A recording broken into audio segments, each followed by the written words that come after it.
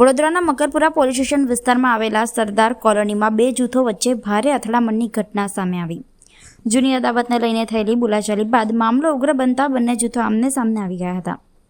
તલવાર અને હોકી જેવા હથિયારો વડે મારામારી થતાં સમગ્ર વિસ્તારમાં અફરાતફરીનો માહોલ સર્જાયો હતો।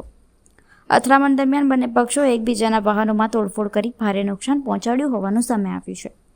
સાથે જ કેટલાક મકાનોની બારીઓના કાચ પણ તોડી નાખવામાં આવ્યા હોવાના અહેવાલ મળી રહ્યા છે।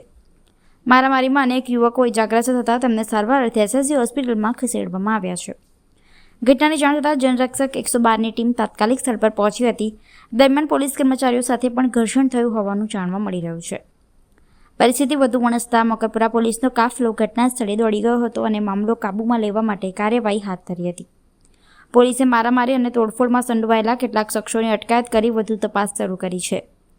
હાલ મકરપુરા પોલીસ દ્વારા ફરિયાદ નોંધવાની તજવીજ હાથ ધરવામાં આવી છે, જ્યારે સમગ્ર ઘટનાના વિડીયો સોશિયલ મીડિયામાં વાયરલ થતાં ભારે ચર્ચા જાગી છે।